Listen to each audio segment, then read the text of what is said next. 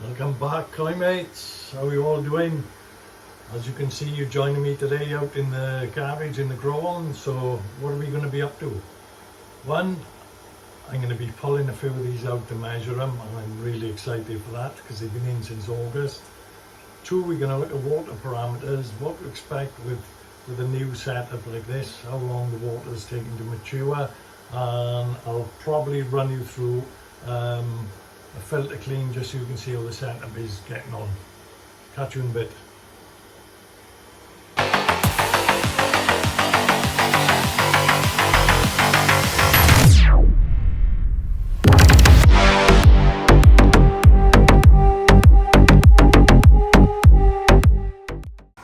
Right, so I'm on, as you can see, this is as full as this will go. She's right on the rim anymore, and she is gonna overspill.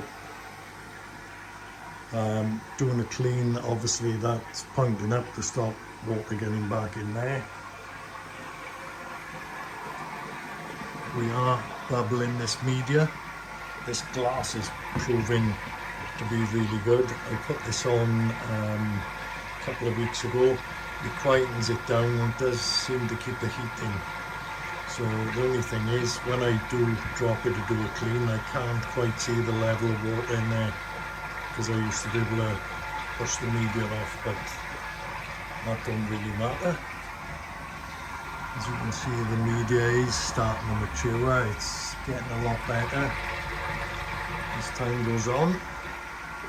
Still not quite what I want it to be, but it is getting there now.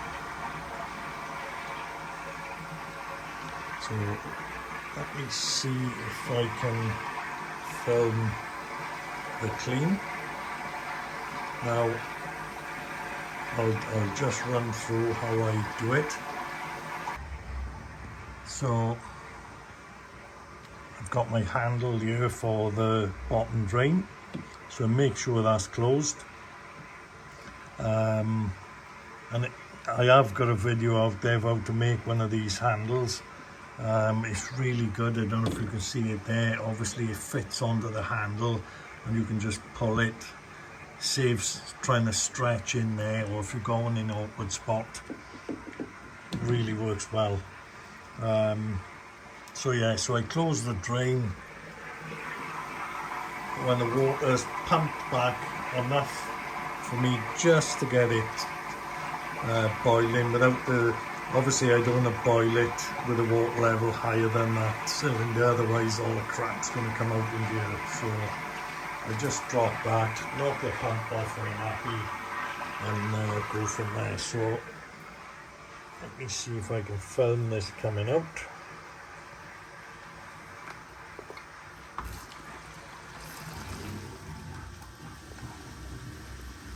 You can see the colour of that coming through. And it's as quick as that, it dumps it that fast, so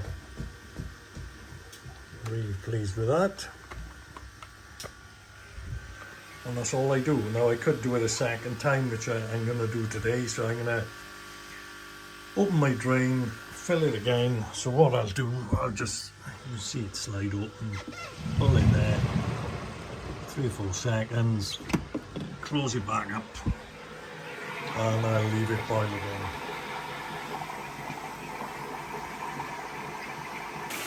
So there you go, drains back open, pumps back on. Sorry for the noise, guys, it is a bit noisy with the spray bar going, but it does make a hell of a difference with the bar. It helps move the media. Let's get the, so the pump's on, let's get the air back going. And start down there, a little bit of air into the pond. You find that does clean up the surface. We'll open that one up.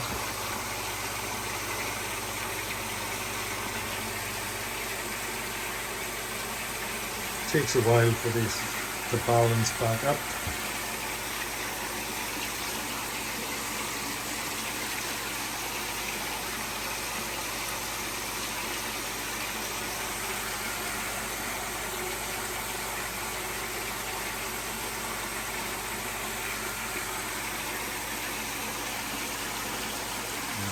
it'll take a little while and this will start flowing lovely again.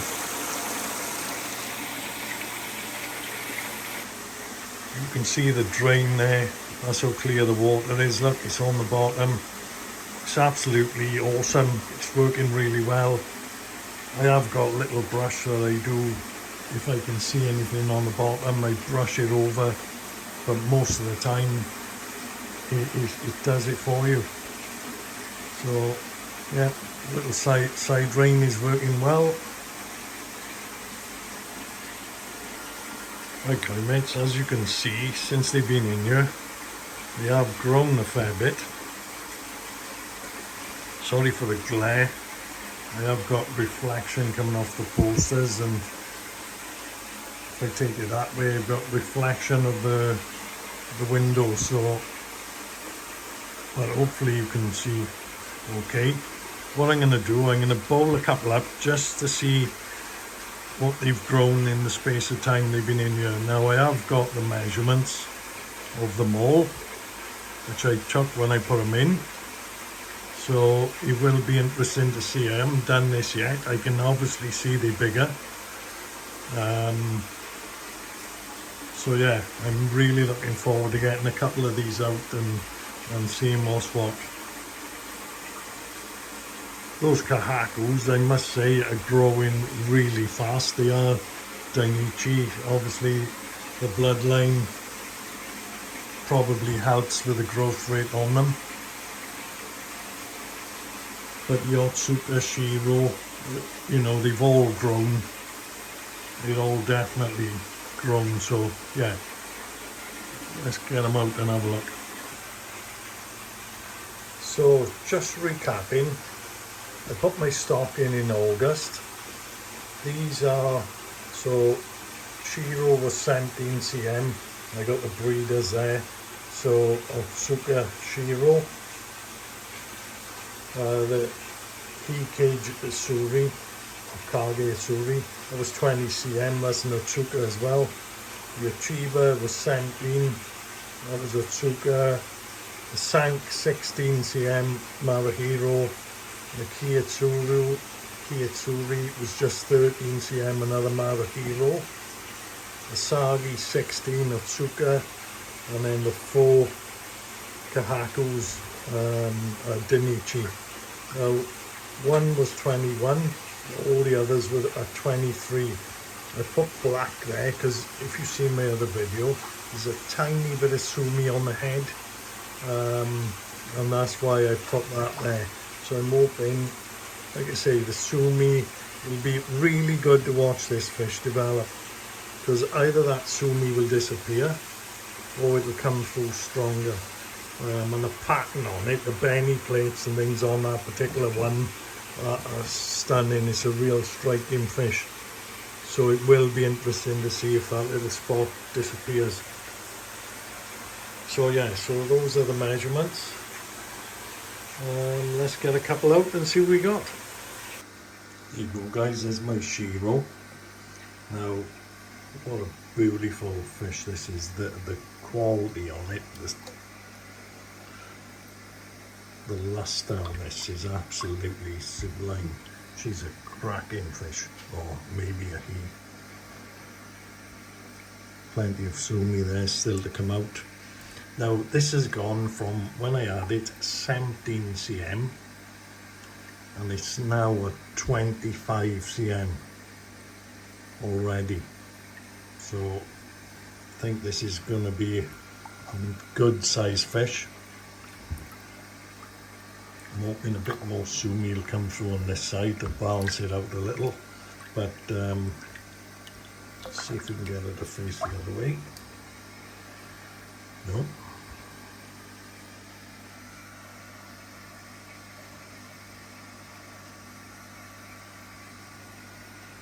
But yeah, there she is. So I'm going to get her put back in and just try and get someone else out. Right, fine mates, this is the Kiyetsuri Kage. That was another one that was on 18 cm, it's now on 24. Another stunning fish. really well happy with the growth. Absolutely stunning, real good quality fish. This one's from Otsuka, so it's an Otsuka bloodline, and yeah, she's absolutely spot on.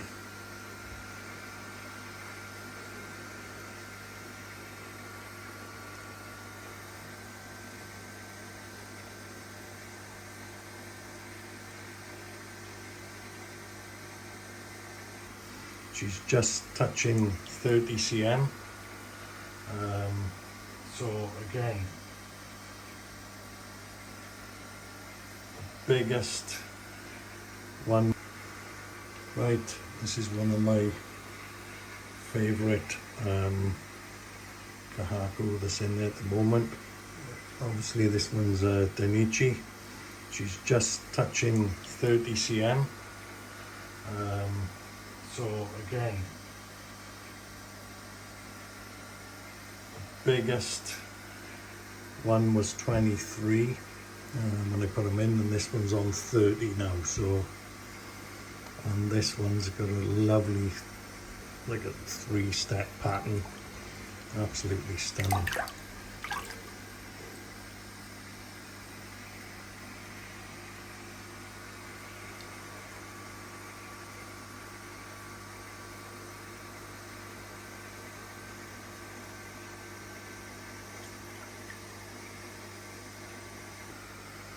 Right, there's another Kahaku, 31 cm this one. Look at the shoulders on that. Go, look at the depth and size.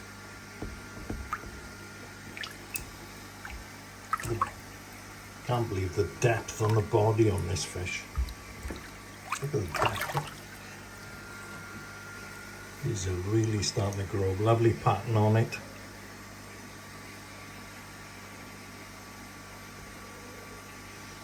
Real nice Saroji on this. Look how clear it is. The belly is nice as well.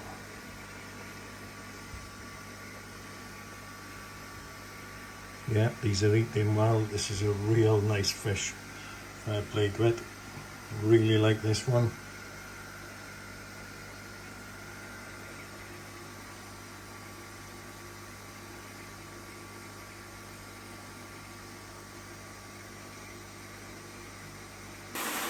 Right, so what we're going to do next, let me put this, just turn that off a minute to make it a little bit quieter.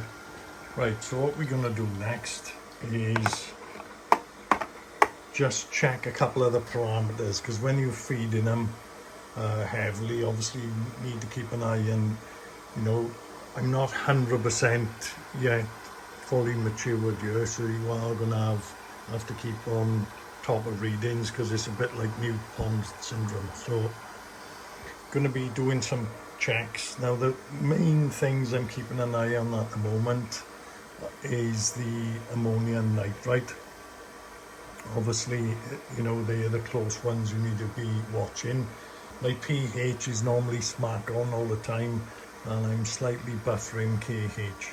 So let me do a reading. Let's have a look what we got, and I'll explain the way I'm doing it then. So I've just got a syringe of water, so I'm going to fill these up now, put the solutions in. I'm not going to bore you with doing that. I'll show you the results at the end. I am using my Colombo test kit today. Comes in a very handy box. The lid is, I've pulled the lid off, and there's a nice lid to go with it. It does test all those parameters. It's really good. Like I say, very useful case with it. And what I like, these vials are big, so you can actually look down and you can move this down the colours and see what you've got. So without further ado now, so I'm going to get the water in, get the solutions in, and I'll come back to you. Okay, so let's have a look at what I found. Now, I checked my KH, took 5 drops to go back yellow. Okay, so that's very good, that's reasonable. My pH, as you can see there, is round about, I'd say about 7.4, and after the ammonia test, as you can see, there's no ammonia. Now what you've got to watch, ammonia is temperature related, okay? So my pond, this setup is currently heated to 24 degrees. Now if my, as I say, my pH is about 7.4 there, okay? So what the reason it affects ammonia is 7.4. Ammonia should not go beyond 1.54 at that level. Okay, so obviously here's 1. So if it went above 1.54, I'd be in serious problems. And what it does, it goes up as the pH is higher and the temperature is higher, the lower the reading must be. So like I say, I'm at about 7.4, so anything below 1.54 on ammonia would be safe.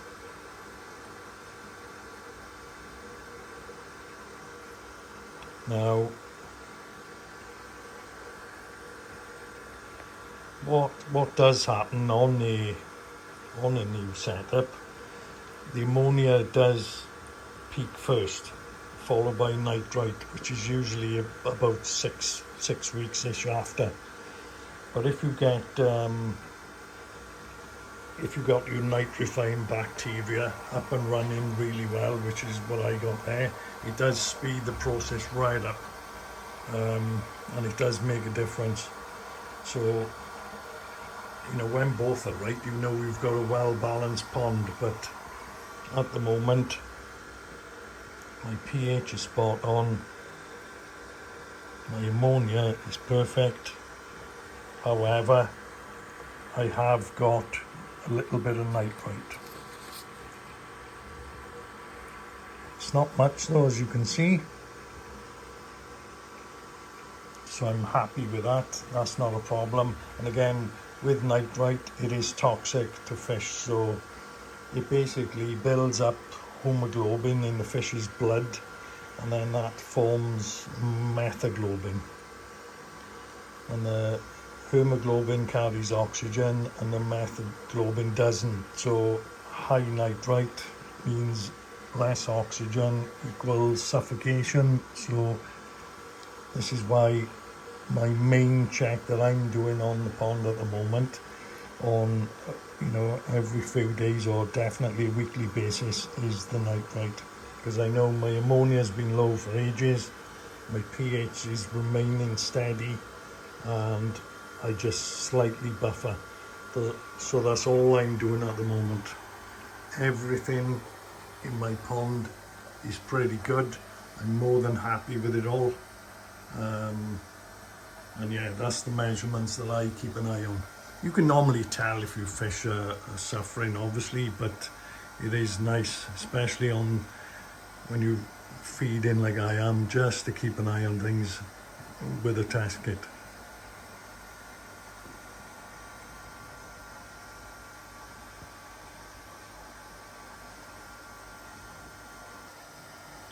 Right then guys, so you may be wondering what I've been feeding if you haven't seen any of my other videos. So I've got this Fishmate P7000, which is working a treat. Now I'm feeding Shuri, which is doing really well, and that's what's given me this growth so far. I think it's a cracking food. It doesn't leave a slime on the pond like some foods do. I do find it good in that respect. I mean, when you're heavily feeding in a setup like this, you're never gonna get it perfectly clear because of the volume of food you're throwing in. But yeah, so that's what I'm using. And what I've got that set up that is feeding currently 10 times per day. So it's feeding from 6:30 in the morning to 10:30 in the evening, and we're sitting at 24 degrees. So that is feeding 12.5 grams of food, and it's dividing it 10 times a day. 12.5, just so you know, that's how much 12.5 grams of the shori is. So they're getting that currently 10 times a day. I've just moved it up onto that now. Today they were having 9.5 grams 8 times a day, so now they're bigger. I've put it up to 10 times a day and the 12.5, so I will have to keep an eye then on my night flight again, obviously. But like I say, the ammonia is clear, so we shouldn't have any problems. I need to get this pump turned back on. I hate leaving this off too long, so excuse the noise.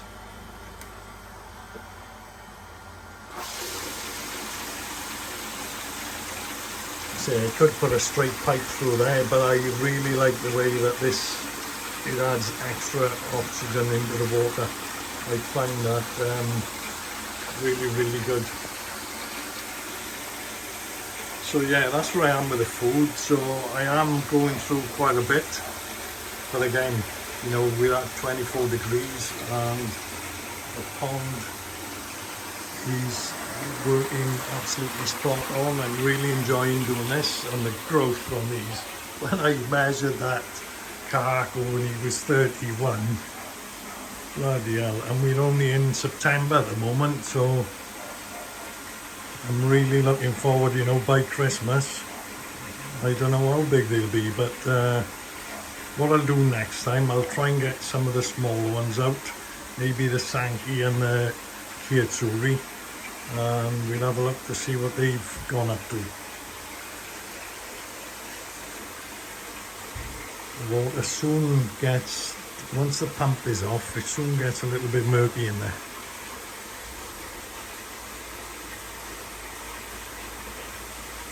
But I tell you what, that Cargi, I'm really looking forward to seeing that develop. Really looking forward. I mean, I don't know what I'm going to do with these. I'll probably move on. You know, I'm not going to keep them all, obviously. So we'll see what they like as they go along, if anyone is interested in anything. I don't know what will be available at the moment, obviously, but keep following the channel, keep watching.